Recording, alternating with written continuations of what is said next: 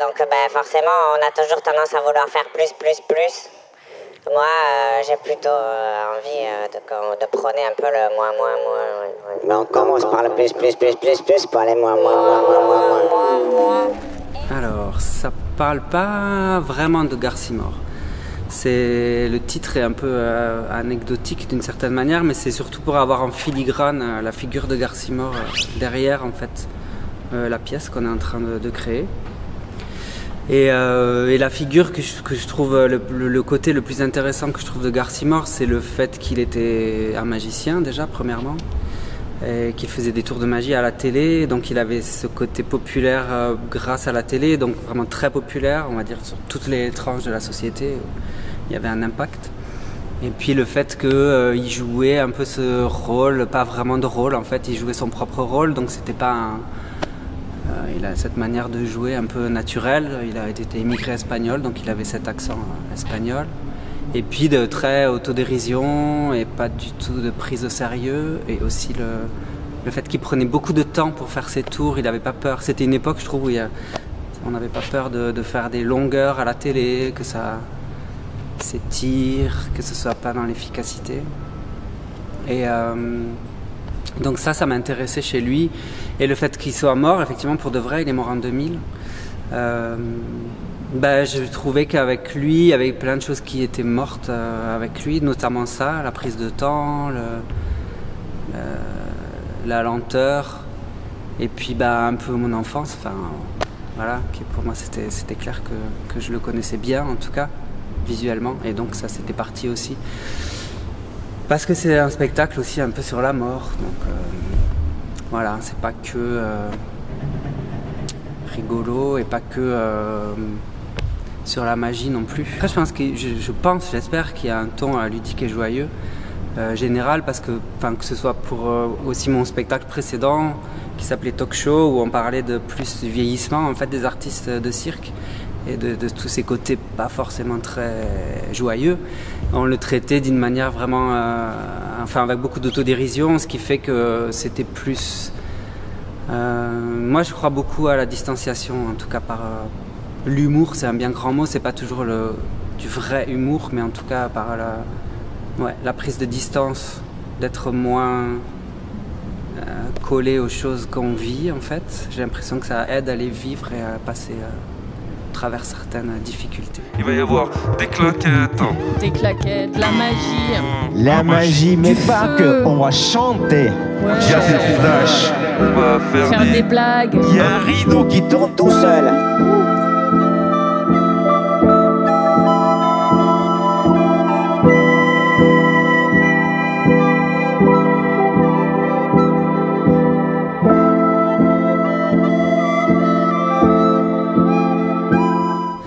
Au départ, je voulais vraiment faire un spectacle aussi sur la décroissance, parce que c'est quelque chose qui me touchait beaucoup. C'était avant le Covid. Donc déjà, je me disais, oh là là, mais pourquoi on veut toujours la surenchère, le plus. C'est toujours des spectacles de plus en plus impressionnants, avec de plus en plus de moyens, ce qui est censé se passer quand on acquiert un peu plus de reconnaissance, alors on a accès à plus de choses. Et je voulais vraiment faire quelque chose qui parle d'aller plus vers le moins. Donc en fait, c'est plutôt une dramaturgie vraiment décroissante. Moi, c'est la grande ligne en tout cas de travail, c'est celle-là pour moi. Et prendre Garcimore comme exemple dans une époque où maintenant tout va très vite, je trouvais que ça faisait sens en tout cas d'aller vers ça. Et puis dans le spectacle, je le dis, mais donc faut pas trop que je le dise, mais que moi, je veux dire, je peux être très engagé personnellement vers consommer moins, être plus, on va dire, conscient en tout cas de tout ça. Mais je suis pas politicien, je suis pas, c'est quoi mon pouvoir à moi pour parler de tout ça, c'est de faire des spectacles. Donc je me suis dit, je vais juste faire un spectacle déjà bien décroissant, en disant que donc c'est un peu une ode au ralentissement aussi. Donc c'est ça, je pense, qu'on va vivre ensemble avec les spectateurs.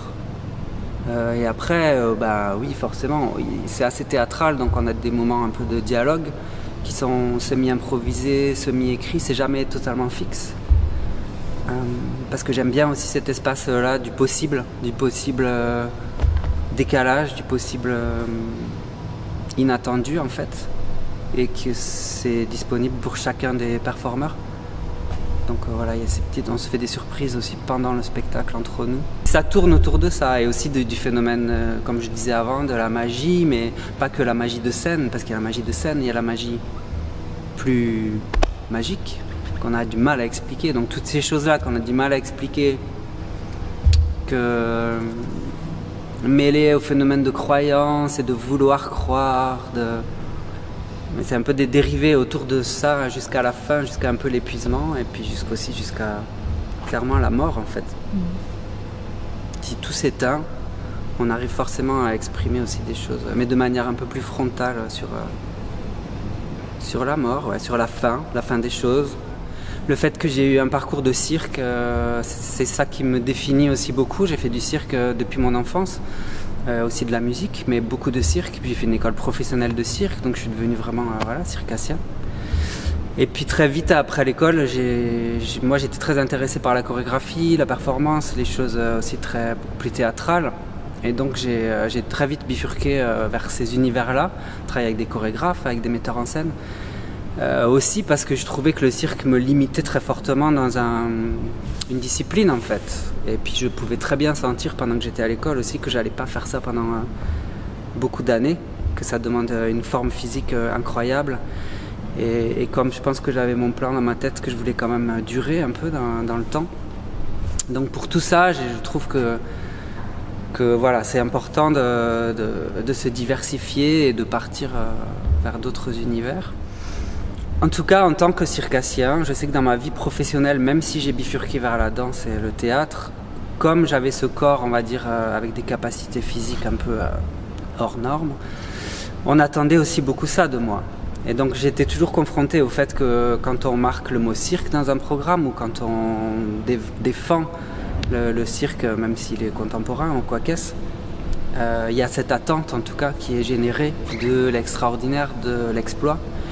Et alors moi je sais que j'aime bien toujours un peu aller contre ça et dire aussi mais en fait derrière on est quand même des humains, on est des personnes, et donc on ne peut pas attendre de ça de nous toute notre vie en fait. Donc moi je travaille au développement de l'après-performance, de l'après-jeunesse quoi. Parce que c'est ça que je vis aussi. Hein, donc au plateau, donc moi je suis au plateau, il y a Ondine Cloez qui est danseuse, chorégraphe. Et il y a aussi Jani Nutinen, il est jongleur à la base, on s'est rencontrés à l'école de cirque il y a 20 ans, on était dans la même promotion. Donc lui il est finlandais, il vit en France depuis 20 ans maintenant. Et puis il a aussi entre autres des aptitudes de magicien. Donc il est plutôt dans ce rôle-là. Et après on a un invité surprise aussi, mais qui est pas surprise en fait, c'est un peu un concept de surprise, pas surprise. Donc il est avec nous, on en a deux en fait en alternance, c'est Misha Goldberg et Sofia Rodriguez, qui sont des artistes performeurs basés à Bruxelles. Donc à la lumière il y a Vic Grevendonck, au son Livan Dusselaar qui a fait avec moi, en collaboration avec moi et les interprètes, des compositions aussi de chansons pop, parce que je voulais qu'il y ait des chansons dans le spectacle, donc ça c'est important à dire, il y a des chansons. C'est seulement mon deuxième projet en tant que directeur, on va dire, en tout cas proposeur de projets. J'imagine que je cherche, j'espère que je vais continuer à chercher. J'ai aucune idée par exemple de ce que je vais faire après. Je pense que ça va me venir une fois que celui-là sera fait, enfin c'est toujours un peu comme ça j'ai l'impression. Il faut aboutir quelque chose, voir un peu, sentir ce que ça fait, l'effet que ça produit, le dialogue que ça instaure aussi avec le public. Parce que c'est ça aussi que je cherche. Hein. Je cherche aussi que les spectacles ils créent des réactions et que du coup on peut après avoir des discussions. Je sais que Talk Show, le spectacle d'avant, il créait pas mal de réactions et ce que j'aimais beaucoup c'est qu'après le spectacle on avait des vraies discussions avec les gens sur...